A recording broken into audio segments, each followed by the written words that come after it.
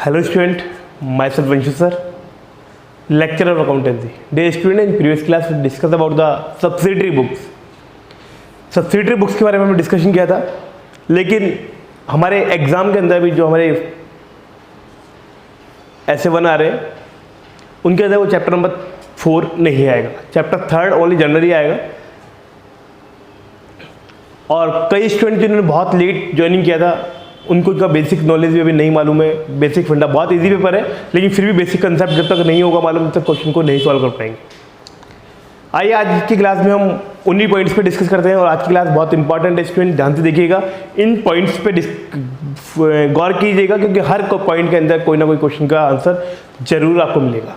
Clear student, आप समझिएगा, ध्यान से सोचिएगा, और कहीं दिक्कत आए बोलिएगा। जर्नल की हमने बात की थी स्टूडेंट कि जर्नल क्या होता है। हमने कहा था daily transaction of business are recorded in which book is called journal, यानी बिजनेस में डेली ट्रांजेक्शन जो होते हैं उनको जिस बुक में हम रिकॉर्ड करते हैं क्या कहते हैं, हम जर्नल कहते हैं। डे स्टूडेंट, जर्नल बुक को हम डे बुक भी कहते हैं, क्योंकि डेली बाई डेली रिकॉर्ड होती है। इसमें ट्रांजेक्शन जो होते हैं डेली के डेली रिकॉर्ड होते हैं। आज जो सुबह से लेकर शाम तक ट्रांजेक्शन हुआ उसको बुक में रिकॉर्ड करेंगे, डे बुक भी कहते हैं। और ये कब रिकॉर्ड होता है, ऑन सेम डे। ये ट्रांजेक्शन से जर्नल के अंदर हम सेम डे रिकॉर्ड करते हैं, इसीलिए क्या कहते हैं, इसको हम डे बुक भी कहते हैं।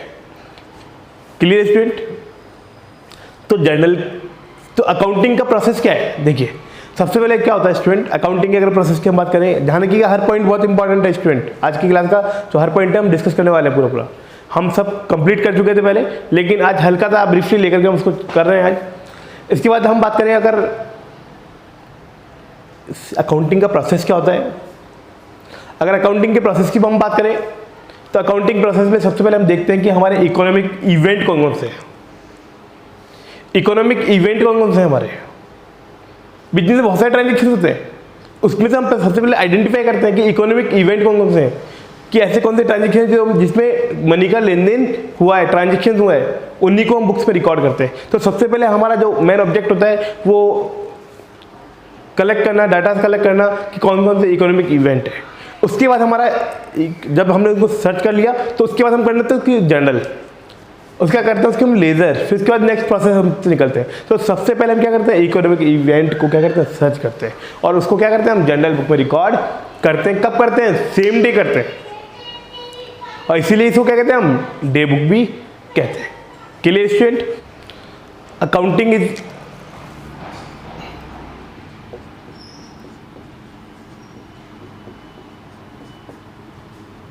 Science and art. हमने इस पॉइंट पे भी डिस्कस किया था पहले कि अकाउंटिंग क्या होती है, science and art both are. Accounting science भी एंड आर्ट भी है, क्यों, क्योंकि साइंस के कुछ अपने रूल्स और रेगुलेशंस होते हैं। साइंस के अपने कुछ रूल्स और रेगुलेशंस होते हैं जिसके अकॉर्डिंग क्या करता है, साइंस वर्क करता है। हाइड्रोजन प्लस ऑक्सीजन करता है तो क्या बनता है, जल बनता है। ऐसे अपने कुछ रूल्स होते हैं। जर्नल को प्रिपेयर करने के there are 3 golden rules, personal account, real account and nominal account. हमने डिस्कस किया था student. And art also, art का मीन किसी भी वर्क को एक स्पेसिफाइड वर्क में या फॉर्मेट में करना, या डायग्राम के रूप में शो करना, क्या कहलाता है, आर्ट कहलाता है। हम अकाउंटिंग में हर वर्क को क्या करते हैं, एक फॉर्मेट में करते हैं। हर अकाउंटिंग वर्क करने का एक क्या होता है, हमारा एक फॉर्मेट होता है, इसलिए we can say accounting is art.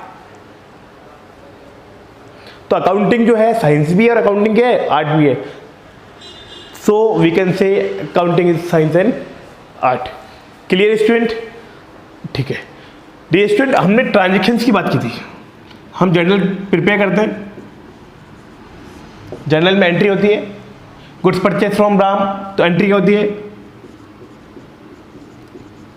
Purchase account debit, credit purchase है टू राम अकाउंट।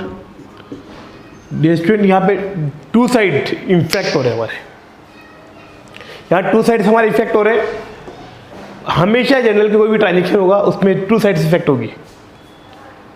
आपने गुड्स परचेज कैश में किया तो एंट्री क्या होगी, purchase account to cash.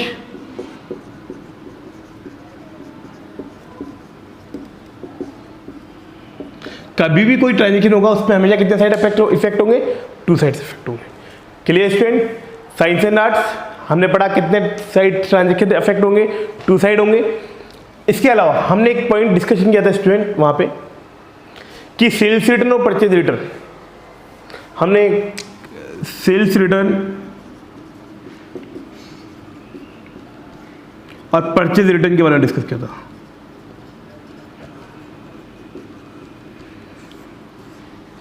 Student sales return और परचेज रिटर्न के कुछ और नेम भी होते हैं जिसके अकॉर्डिंग हम इनको कई बार बुक्स में आप देखते हैं तो आपको वो नेम दिखाई देंगे, आप बोलेंगे सर ये नाम तो हमने सुना ही नहीं था कभी। होता सेम ही है, समझने की कोशिश कीजिए कैसे लिखते हैं। सेल्स रिटर्न का मतलब हो गया जो गुड्स हमने सेल किया था वो हमारे पास वापस रिटर्न आ रहा है ड्यू टू डेस्ट्रॉय गुड, कोई और भी रीजन हो, बैड क्वालिटी, कुछ भी रीजन हो तो हमारा सेल्स गुड्स क्या हो रहा है, वापस आ रहा है, बोलते हैं सेल्स रिटर्न। तो यहां पे इसका एक नेम होता है return inward.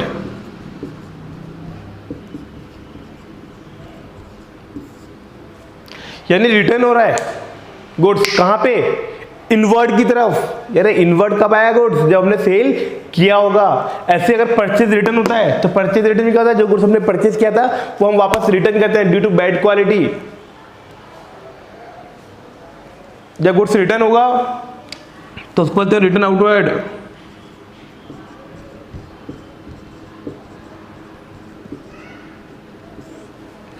Return outward,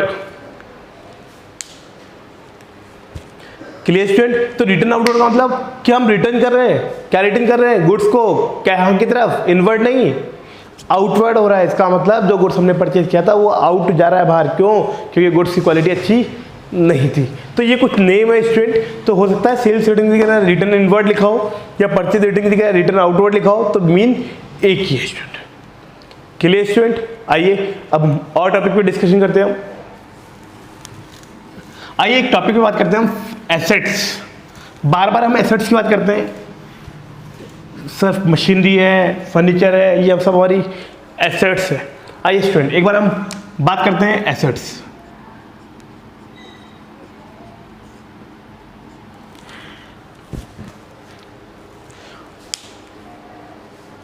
assets होती क्या है स्टूडेंट, बिजनेस के अंदर हम कोई भी एसेट्स जिसका हम यूज करते हैं, जिसको हम सेल और परचेज नहीं करते, जिसका हम बिजनेस में यूज करते हैं।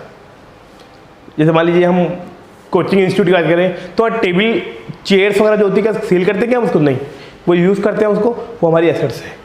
एसी लगा हुआ है तो एसी क्या हम सेल करने के लिए रखा है, नहीं, उसका यूज करते हैं, वो हमारी एसेट्स है। फैन लगे हुए हैं, फैन क्या है, एसेट्स है हमारी, उसको हम सेल नहीं करते। जिसको हम सेल करेंगे, सेल और परचेज करेंगे, उसको बोलेंगे गुड्स। यहाँ ये एसेट्स होती है स्टूडेंट। अब एसेट्स की अगर हम बात करें तो student assets are divided in 2 part. First one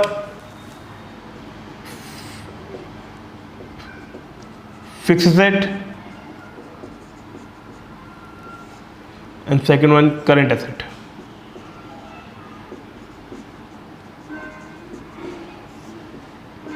अभी फिक्स एसेट और करंट एसेट क्या होता है स्टूडेंट, कोई भी एसेट्स जिसकी लाइफ 1 ईयर से ज्यादा होती है। अब हम फर्नीचर परचेज करते हैं क्या बिजनेस में 1 ईयर के लिए होता है क्या, क्यों नहीं।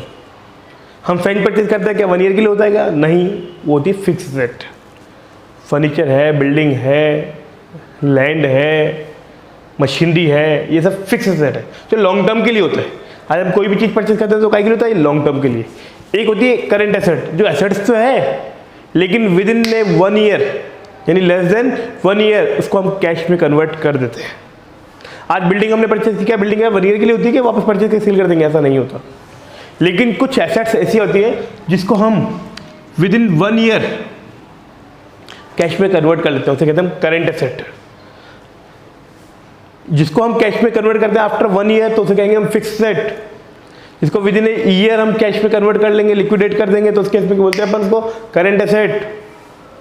जैसे डेटर्स को हमने गुड सेल किया, डेटर्स क्या होते हैं हमारे, करंट एसेट होते हैं। डेटर्स को हमने गुड सेल किया तो सेल किया, डेटर से पैसा आएगा तो विद इन 1 ईयर तो आएगा, क्या आफ्टर 1 ईयर के बाद क्या उनको क्रेडिट देते हैं क्या, नहीं देते। Clear student? तो जो भी assets with in 1 year cash में कन्वर्ट हो जाएगी, लेस देन 1 ईयर और मोर देन 1 ईयर होगा तो उसके से बोलेंगे तो फिक्स सेट। Clear student? ये तो हमारा था current asset of fix set. Now fix set also are divided in 2 part. Fixed asset are also divided in 2 part.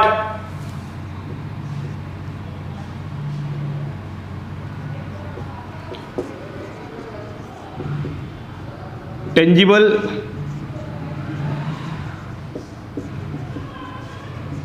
fixed asset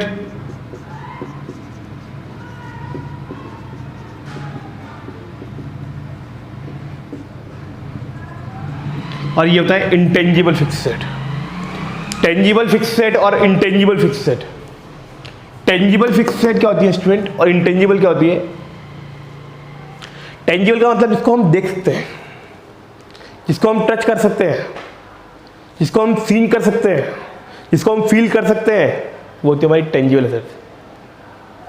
assets which are seeable, touchable, movable and feelable is called tangible fixed asset. Furniture देख सकते हैं कि हाँ furniture है, ये हमारी क्या है? फिक्स।